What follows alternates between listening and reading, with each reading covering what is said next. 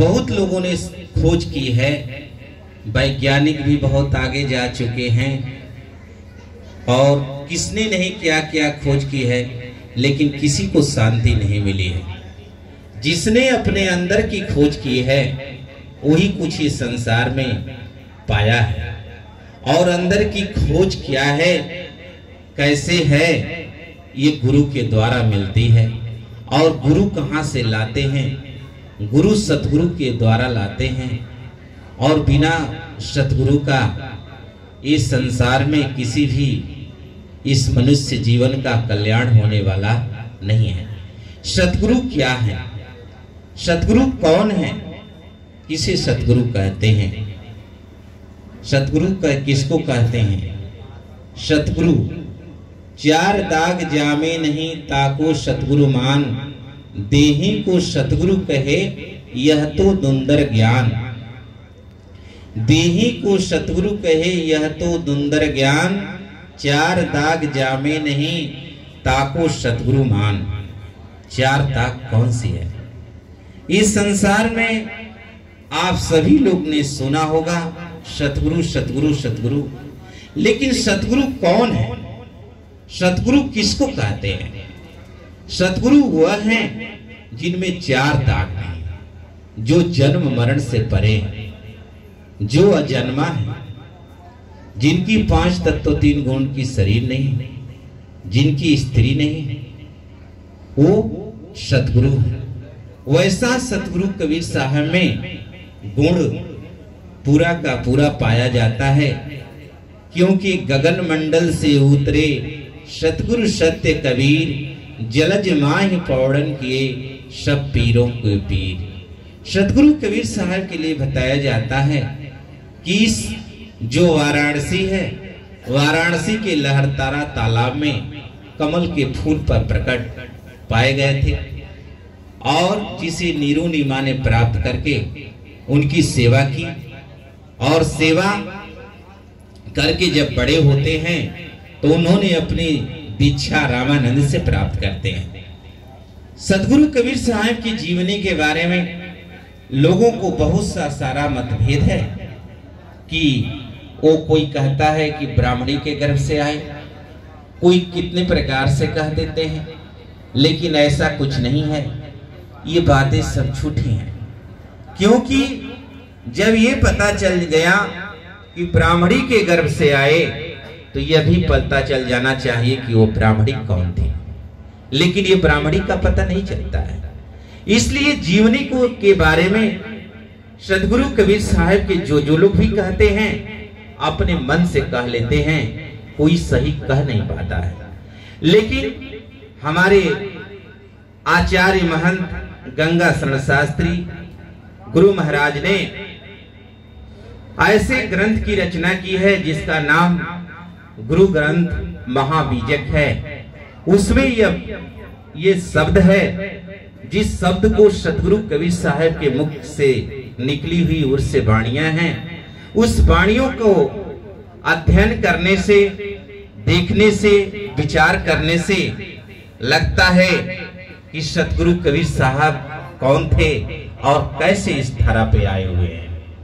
इस बातों को हमें जान लेना परम आवश्यक है, क्योंकि आप लोगों का जो ये बहुमूल्य समय है, इस समय जो आपका जा रहा है, ये किस लिए जा रहा है, किसके लिए दे रहे हैं?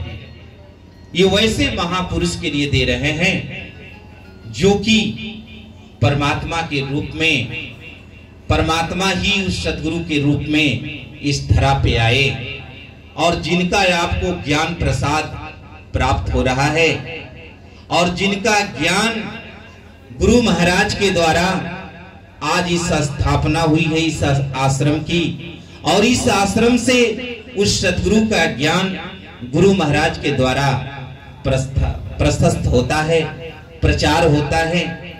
आज गुरु महाराज की देन है जिससे आप लोग उपस्थित हैं और ये बात सुनने को प्राप्त हो रहा है सतगुरु के ज्ञान का। सतगुरु के ज्ञान का माध्यम गुरु महाराज हैं, जिससे कि आज इस स्थान पर हम लोगों को एकत्रित होना पड़ा है। उन्होंने अपनी कठिन साधना, त्याग तपस्या से अपने जीवन को ऐसा तपाया है कि आज उनका नाम पूरे विश्व में प्रशस्त है। ऐसे महापुरुष का होना बड़ा दुर्लभ है। जितने लोग इस गद्दी पर बैठे, उनके जैसा कार्य करना सबके लिए सहज नहीं रहा। 24-25 पुस्तकें उनके द्वारा लिखित है और संलग्न है, जिसमें कि सतगुरु कबीर साहब के ऐसे ग्रंथ की रचना हुई है जो कि पूरे विश्व में वैसा ग्रंथ नहीं है, क्योंकि उस सतगुरु की वाणी है। ऐसा कोई महापुरुष नहीं हुआ जो कि वाणियां कुछ अध्ययन नहीं किया होगा। लेकिन सतगुरु कबीर साहब कहते हैं, तू कहते हो कागज की लेखी, मैं कहता हूं आंखों की देखी। इस संसार के लोग तुम कागज की लेखी की बात करते हो और मैंने सब कुछ आंखों से देख रहा हूं। ये वो ग्रंथ है जो स्पष्ट जैसे आप संसार को देखते हैं, वैसे सतगुरु कबीर साहब सब कुछ आ दिया।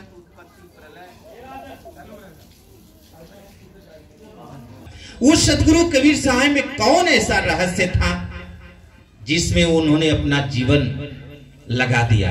आज संसार के लोग सोचते हैं ऐसा उस सतगुरु कबीर साहब में क्या था?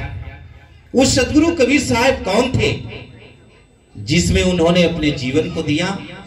और आज आप सभी लोग एकत्रित हैं उस प्रसाद को पाने के लिए कि क्या रहस्य है। मैं उस रहस्य को थोड़ा आप लोगों के कान तक मैं पहुंचा देना चाहता हूं, आपके हृदय में उतर जाए तो ये जीवन धन्य हो जाए कि उस सतगुरु कबीर साहब का ज्ञान क्या था। इस संसार में जितने महापुरुष हुए अपने अनुभव वाणियों को अपने अपने हिसाब से कहा है, लेकिन जो सतगुरु कबीर साहब की वाणियां रही है, उन्होंने कहते हैं कि हम सब आंखों से देखते हैं। जहिया कृतम ना होता धरती होती न नीर, उत्पत्ति प्रलय ना होता तब की कहें कभी। सतगुरु कबीर साहब ने ये जो ब्रह्मांड है, ये सृष्टि है, इससे पहले की भी बात वो बता रहे हैं। तो कहां से होकर बता रहे हैं? ये बात को जान लेना है। वो कहां थे जो ये बात को बता रहे हैं कि हम सब देख रहे हैं, सब मेरे आंखों के सामने हुआ और इस सृष्टि में आकर ये बता रहे हैं कि सब मैंने देख रहा हूं। इस संसार के लोग, तुम जो ये बातों को जिस माया मोह में संसार में लगे हो, जिस ज्ञान विद्या विज्ञान में, वो तुम अपने अध्ययन के द्वारा कह रहे हो, तुम किसी लिखी हुई बात को कह रहे हो।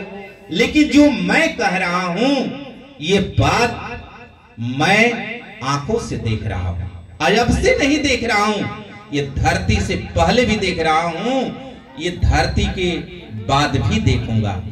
मेरे लिए कोई आदि अंत उत्पत्ति प्रलय नहीं है।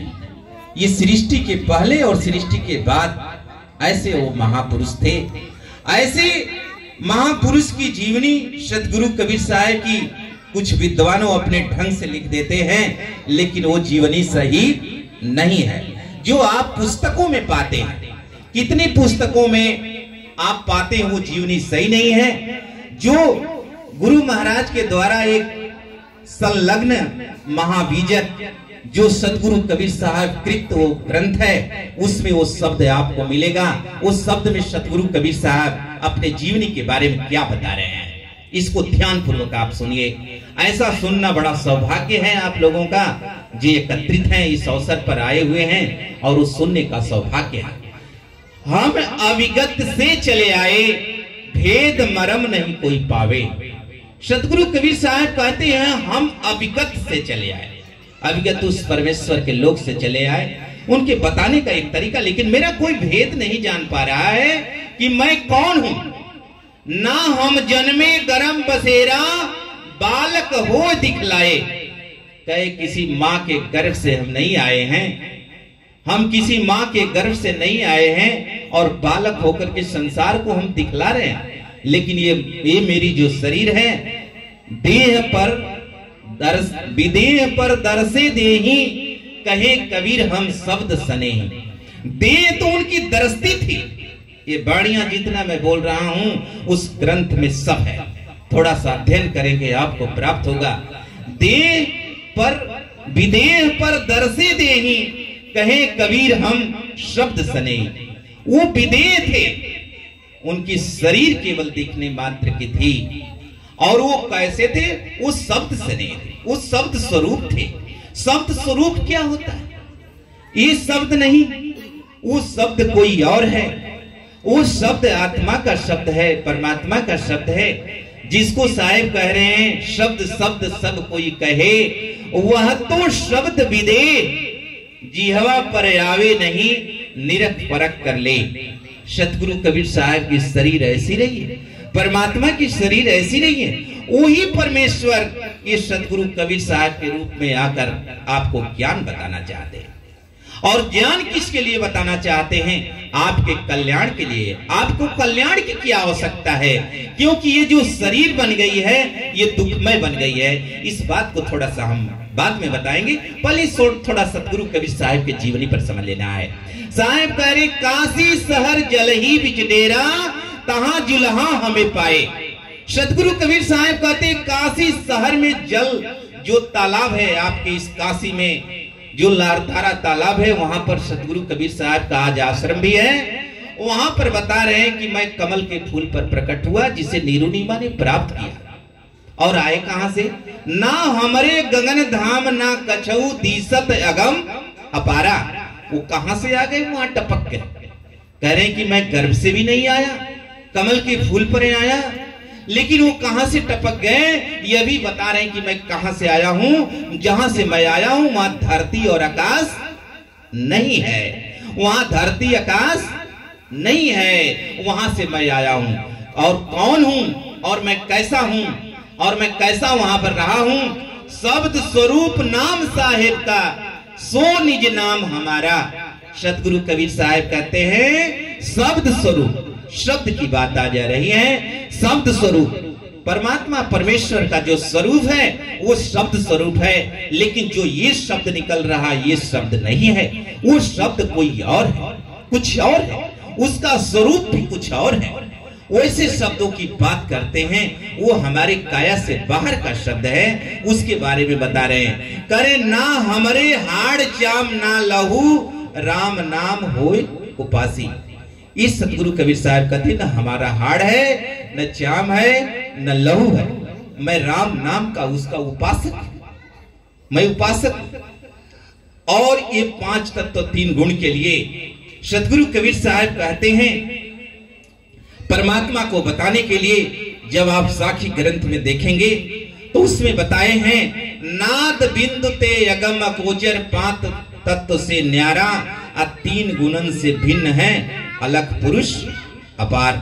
जो परमात्मा परमेश्वर के जो शरीर है, जो स्वरूप है, ये 5 तत्व 3 गुण नाद बिंदु से इससे अलग है, वो भिन्न है।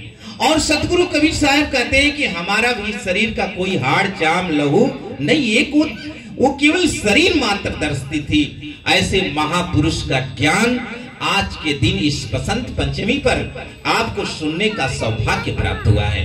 आप लोग एकत्रित हुए।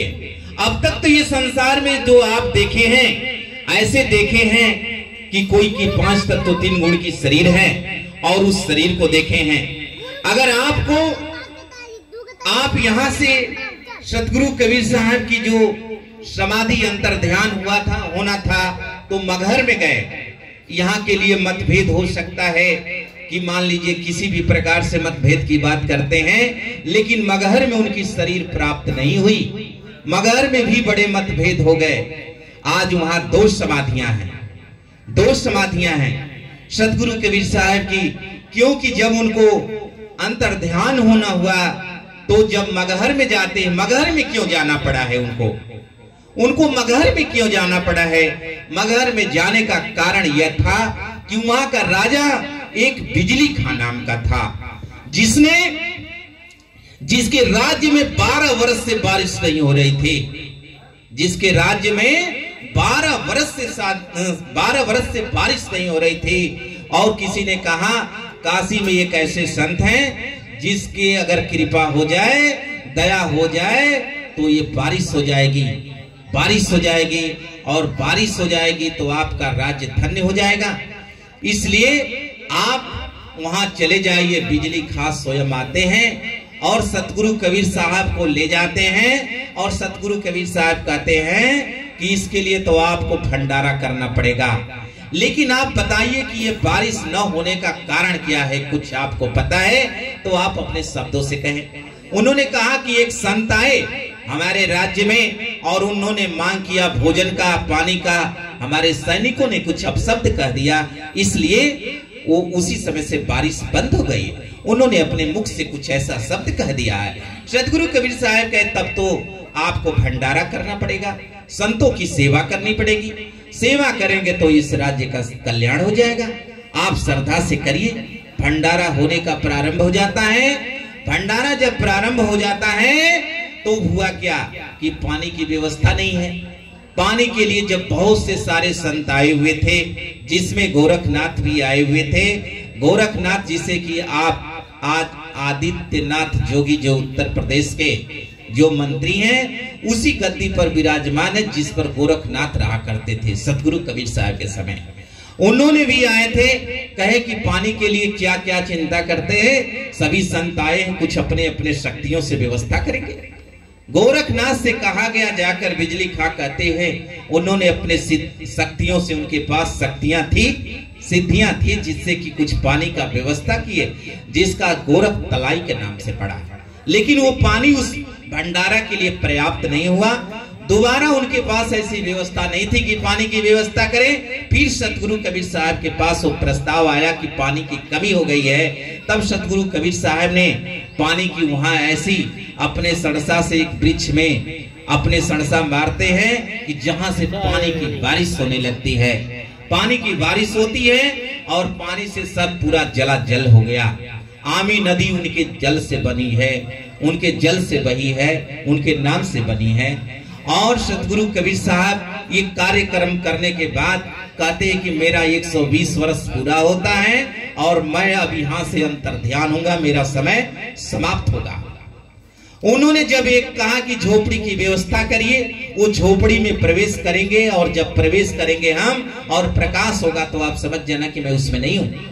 सतगुरु कबीर साहब वैसा ही किए और जब उसमें प्रवेश किए, प्रकाश हुआ तो सभी लोग जान गए कि अब साहब इस दुनिया में नहीं है। सभी लोग रोने गाने लगे और रोते हुए फिर जाकर संस्कार के लिए सोचे कि उनका संस्कार समाधि उनकी बना दिया जाए। जब समाधि बनाने के लिए चलते हैं तो होता क्या है कि वहां साहब की शरीर नहीं प्राप्त हुई, शरीर नहीं प्राप्त हुई। और शरीर नहीं प्राप्त हुई तो सभी लोग घबराने लगे। और जब अपने अपने अनुसार दो फूल मिला, उसको अपने अपने अनुसार उसको संस्कार के अनुसार अपना समाधि बनाया हिंदू और मुसलमान लोग। और इसके पहले वो लोग बड़े विवाद किए। लेकिन कहने का मेरा तात्पर्य यह है कि उनकी शरीर 5 तत्व 3 गुण से भिन्न थी। ऐसे महापुरुष का ज्ञान आज आप लोग गुरु महाराज के द्वारा उस सत्संग को आज सुन रहे हैं। उनका ज्ञान यह है कि ये जो आपकी शरीर है, ये जो संसार है, ये दुखमय है। आप अगर भक्ति करते हैं तो आप अपने जीवन से धन्य हो जाते हैं। इस संसार में ये जो शरीर है जो मिली है, जन्म मरण में जा रही है। सतगुरु कबीर साहब के आने का यही उद्देश्य है। कह रहे तारण तरण अभय पददाता, कहें कबीर अविनाशी। सतगुरु कबीर साहब ये जीव को तारने के लिए आए हैं, मुक्त करने के लिए आए हैं। क्या आपको मुक्ति की आवश्यकता पड़ी है? जो ऐसे महापुरुष को आना पड़ा। लेकिन उस महापुरुष के ज्ञान को आपको समझना है कि उनके ज्ञान में कौन सा ऐसा ज्ञान था जो तारने का था। उन्होंने कहते हैं कि आप मेरी भक्ति अगर करते हैं तो आपका कल्याण होगा। उससे पहले कि आपको अपने दुख को समझना है। जब तक हमें दुख नहीं समझ में आएगा तब तक उनका ज्ञान नहीं समझ में आएगा। ये शरीर है, इस शरीर का क्या महत्व है? शरीर में आपके मन है। मन किसको कहते हैं? शरीर क्या है? आप आत्मा का नाम सुनते हैं, प्राण का नाम सुनते हैं। ये आत्मा क्या है? परमात्मा का नाम सुनते हैं, वो क्या है?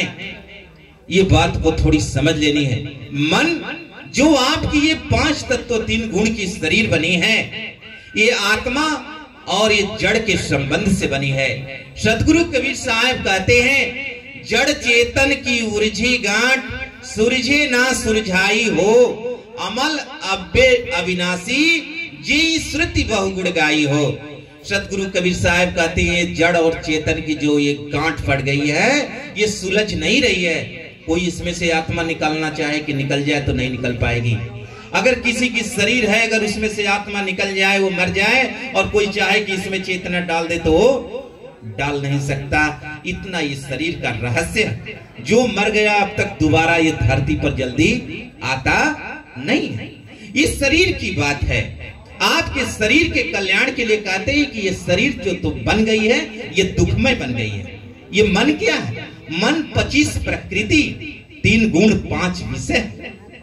मन ये आत्मा का ये शरीर में आकर के आत्मा का कोई बस नहीं चलता है। और आत्मा जो है ये मन के कर्मों के द्वारा ये दुख पा रही है, क्योंकि मन बार बार विषयों में जा रहा है। और ये शरीर जो मनुष्य की मिली हुई है बड़ा दुर्लभ है। सतगुरु कबीर साहब कहते हैं, मानुष जन्म दुर्लभ है, बहुर न मिले दूजी बार, पक्का फर गिर पड़ा तो बहुर न लागे डार। सतगुरु कबीर साहब कहते हैं, ये मनुष्य जीवन ऐसा दुर्लभ है कि दोबारा मिलने वाला नहीं है। इतना दुर्लभ है। हे मनुष्य, हे संसार के लोग, इस पर थोड़ी विचार कर लो। अगर विचार कर लोगे तो कल्याण हो जाएगा। ये शरीर बड़ा दुर्लभ है, लेकिन इस मन के चलते ये शरीर कौड़ी बदले जा रहा है, फ्री में जा रहा है, बिना पैसे का जा रहा है, बिना कीमत का जा रहा है। और जैसे कि वृक्ष से कोई फल पक के जब गिर जाता है तो दोबारा उस डाल में नहीं लगता है, उसी तरह आपका ये शरीर जो जीवन है, नष्ट हो जाने के बाद आत्मा निकल जाएगी तो दोबारा नहीं मिलेगा। उसी आत्मा पर चिंतन करना है। उसी आत्मा के ज्ञान के लिए सतगुरु कबीर साहब ये धरा पर आए और आपको ज्ञान बताने के लिए कि आप ज्ञान पाकर परम धाम को चले जाए। परम धाम क्या है? परमात्मा क्या है? मन तो आप जान गए 25 प्रकृतियां हैं। 5 तत्वों से 25 प्रकृतियां बनी है। आकाश तत्व से जैसे काम, क्रोध, लोभ, मोह, भय, ये आपके आकाश तत्व से बना है। मिट्टी तत्व से आपके शरीर में हाड़, मांस, त्वचा, नाड़ी, बाल है। आपके वायु तत्व से चलन, बलन, सिकुड़न, अकुंचन, ये आपके आकाश तत्व से। और अग्नि से भूख, प्यास, आलस, निद्रा, जमाई, ये आपके अग्नि तत्व से है। और रह गया कौन सा तत्व? एक जल से आपके शरीर में लार, पसीना, पेशाब, वीर्य ये और ब्लड, ये आपके किससे है? जल तत्व से है। इतने आपके शरीर में ये चीज है। और 5 विषय, 5 विषय, रूप, रस, गंध, स्पर्श, शब्द, और 3 गुण, रजोगुण, तमोगुण, सतोगुण, ये आपके शरीर में। और इसमें मन आपका रमण करता है। यही है मन। और आत्मा का कोई बस नहीं चल रहा है। इसी आत्मा के ज्ञान के लिए आपको सतगुरु कबीर साहब ज्ञान बताते हैं कि आप इस ज्ञान को समझ जाएं। और वो ज्ञान गुरु के द्वारा मिलने वाला है। बिना गुरु का ये ज्ञान मिल नहीं सकता है। गुरु बिना माला फेरते, गुरु बिना देते दान, गुरु बिना सब निष्फल गया, पूछो वेद पुराण। लेकिन ये ज्ञान तो सतगुरु कबीर साहब दे दिए, लेकिन जो उनके चरणों में उस समय रहा है वो तो ज्ञान लिया। फिर क्रम वाइज उस गद्दियों से ज्ञान चला जा रहा है। जो आज आचार्य महंत गंगा शरण शास्त्री गुरु महाराज के द्वारा आज ये ज्ञान का प्रचार प्रसार हुआ है, वह ज्ञान सतगुरु कबीर साहब के ज्ञान को पुस्तकों में संलग्न करके इस तरह से वो चले गए हैं। और उन्होंने एक ज्ञान का व्यवस्था बना कर गए हैं। और इतने बड़े आश्रम का निर्माण करके गए हैं। इतने बड़े ज्ञान को समझने वाले, समझाने वाले अपने भक्तों को छोड़कर गए हैं कि इस ज्ञान को सुने और इस ज्ञान को समझें और ज्ञान को लें और अपने जीवन को धन्य बनाएं। इसी के साथ मैं अपने वाणियों को विराम दूंगा। कार्यक्रम आगे तक चलेगा। बोलिए सदगुरु कबीर साहब की जय, बोलिए परमपिता परमेश्वर की जय, बोलिए आचार्य महंत गंगा शरण शास्त्री साहब की जय, बोलिए अनिल साहब की जय। साहब बंदगी, साहब बंदगी।